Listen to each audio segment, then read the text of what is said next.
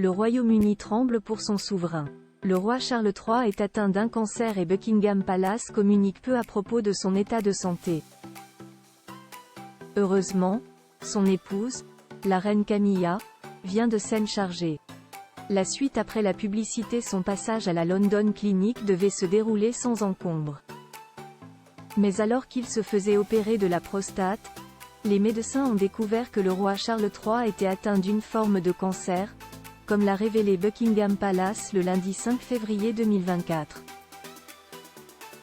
Dans le communiqué évoquant l'état de santé du souverain britannique de 75 ans, il était seulement précisé que ce dernier avait déjà entamé une série de traitements pour se soigner.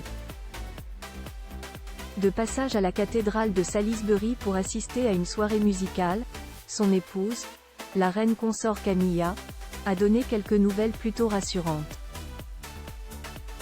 Il se porte extrêmement bien, au vu des circonstances, a-t-elle expliqué aux journalistes présents à l'événement, comme le rapporte Sky News.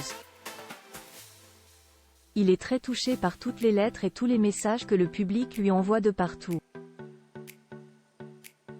Le roi Charles III a la peau dure et a résisté, à travers les âges, à de très nombreux problèmes de santé. S'il lui arrivait quelque chose, c'est son fils aîné, le prince William, qui hériterait du trône.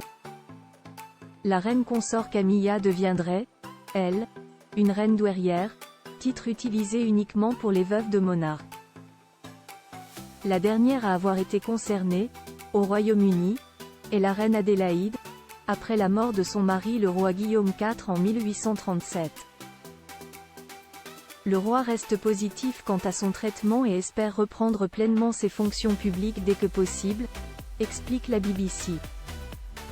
Si tous les indicateurs sont au vert, semble-t-il, l'état du roi Charles III préoccupe néanmoins ses proches. En apprenant qu'il était atteint d'un cancer, son fils le prince Harry, exilé avec femme et enfants à Montecito, en Californie, a sauté dans le premier avion.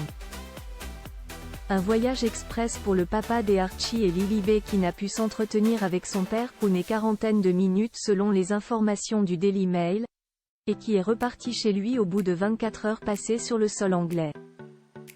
Il n'aurait, d'ailleurs, pas croisé son frère, le prince William, qui semble l'avoir complètement rayé de sa vie à la suite de ses multiples attaques, que ce soit dans son livre Le Suppléant ou dans les épisodes du documentaire Netflix Harry-Meghan. La suite après la publicité. La suite après la publicité.